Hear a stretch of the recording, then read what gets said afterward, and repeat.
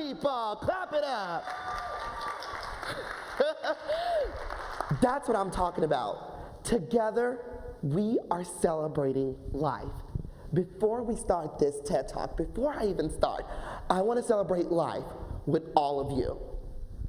So, I need your help. On my count of 3, if you're watching this from a live stream, if you're sitting in the audience, I want you to go ahead and stand up, shout as loud as you can, clap as loud as you can, because what we're about to do, we're about to celebrate life. So hold on, get ready. Here we go. Y'all ready? 1, 2, 3. That's what I'm talking about, people. Yes. Thank you so much. Go ahead, have a seat. Y'all did great. That is exactly what I'm talking about. Life is worth celebrating. You are worth it. Y'all know that song, I'm living my best life, yeah, I'm living my best life. You know that song? Yeah, that's my favorite song because I truly believe that I'm the definition of living my best life. And I think that you can do the same thing as well. But sometimes people question that. They say, how can I live my best life? And sometimes it not be possible. Sometimes that can't get in the way. And by saying that I can't do something, sometimes it fogs up my brain on what I actually can do. What if I told you that from the moment that you were born with a stopwatch? A stopwatch that is ticking down every single second, every moment, every minute that you have left on this earth. And it is up to us to determine what we do with that time that is given to us. I am grateful for all of you here today. And before I even go in this talk, I want to say that I'm grateful for your time, because that is something that I honor. That is something that I have the pleasure of filling up for the next 7 minutes. Oh my God, y'all get to deal with me for 7 more minutes, yes! But it's something that we never can get back, and so it's important for us to live in the now. You can live in the now. I want you to get rid of that word can't for this whole presentation. We're not gonna use it. I don't like it, it's nasty, it's ugly, makes me wanna throw up, right? And I'm gonna tell you a story that changed my perspective and my life on what it means to value time. I'm from Beaumont, Texas. The north end of Beaumont, Texas. So if anybody know where that is from, it's like country and ghetto at the same time, together, ghetto. It's off the chain. I absolutely love it because it taught me about struggle, and it taught me about how you can make something out of nothing. I was grown up in a single parent household. This is my mom and my sister, my heartbeat. What they taught me is love. And something that was very, very important to me whenever I was 9 years old was Christmas. Christmas was my favorite holiday. When I tell you I was one of those organized Christmas shoppers, those kids who used to sit down and write a list of Santa, they didn't have nothing on me. Because what I would do, I would get the Sunday newspaper, cut out every single item that I want, and paste it on a blank sheet of paper, so that I know that it will not be no confusion when it comes to Christmas Day. And so I would do that. I would spend hours searching through the paper on what I want. But this year it was different. I was 9 years old. This was my 9th year of living. And what I wanted was this mini motorcycle. Oh yeah, I went to the trailer village that year before, and I said, oh, this mini motorcycle, oh, it's popping, because I know if I roll this on the street of Beaumont, people gonna be hating on me, and they all gonna be wanting to ride. So that day finally came.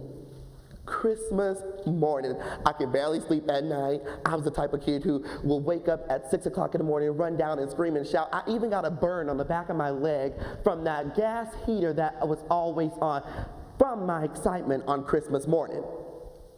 I ran down to the Christmas tree, turned on the lights, and this is what I got. I didn't want that. And I am a type of person that I'm very stubborn on what I want. I'm like, if it ain't it, if it don't look good, I don't want it. If it ain't what I asked for, I don't want it. And so that morning I was like, I don't want that bike. That ain't what I asked for. I asked for a motorcycle. So I knew before my mom came to the Christmas tree, I had to fix my face, because she was the type of mom that was like, boy, if you don't straighten up, I'ma slap you into next week, or you better be grateful, and you better not be crying about nothing before I give you something to cry about. That's the type of mom that she was. So she didn't play. So I said, okay, I'ma straighten up my face, it's gonna be good. It's all good. Well, a week went by, another week went by, 3 weeks went by. Didn't touch the bicycle at all. Didn't want it. The plastic was still around the handlebars. Inside, that cardboard that's inside of the wheel, that was still there. Didn't touch it. Didn't want it. That all changed when my little cousins came over. This is one of them. His name is Dee Bug. We call him Dee Bug. And we have another one that's called Chunk. Chunk used to cuss all the time, but he was only 5 years old, but saying full-on cuss words. But we were like, it's him. He's crazy. He's an old man in this little small body. But anyway, they changed my perspective one day. And this is what they did. Bring it out. I got a surprise for y'all. It's so awesome. Here we go. Let's kick that to the side. What he did changed my whole perspective. It was crazy. He got a soda can, right? He crushed it dead in the middle, dead in the center. He said, why didn't you touch the bike? Why you didn't want the bike? I said, oh, I don't want it because, that's not what I asked for. I asked for a motorcycle. He was like, oh, that's a motorcycle right there. I said, no, that's not. That's a bicycle. I know a bicycle when I see a bicycle. I know a motorcycle when I see a motorcycle. He said, let me show you something. He crushed that can, right? He put it over the wheel, just like this. And he gave it for a spin. So let me show you. Let me clamp it on there a little bit longer. He clamped it on the wheel, just like this.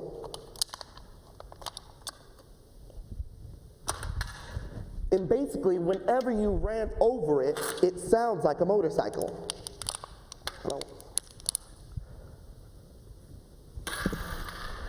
Y'all hear that? Hold on, let me do it again.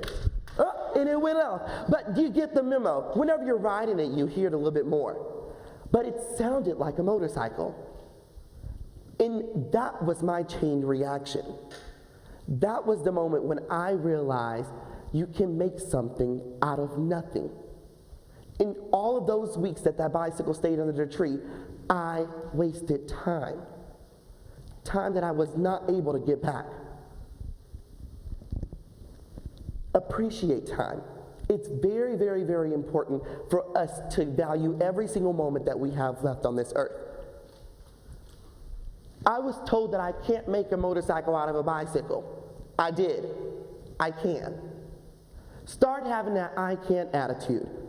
Whenever you go to someone and they bring to you a great idea, don't say, oh, that's not possible. Say it is possible and that you can do it. Because just by telling someone that they can do it, 99% of the times, they will. Get rid of that apostrophe T in the word can't. Sometimes that T can stand for toxic. Sometimes that T can make you feel very anxious on things that you can't accomplish. Sometimes that T can also stand for tension. You can feel very tensed up and very aggravated on things that you have to focus on. It can also stand for feeling trapped. You feeling stuck in one area, not being able to create a new idea to move forward. But most importantly, that apostrophe T stands for time. Don't waste it. Whatever you do, keep moving and have that I can attitude, because you are worth it and life is worth celebrating. You can. You are possible. And every single morning that you wake up, I want you to go to the mirror and tell yourself that I can. Because once you start doing this, your day is going to be better. You're going to be moving even more. And it's going to make a huge, huge, huge progress in your life. Thank you. My name is Dillian Frelow, and I hope you enjoyed this TED Talk.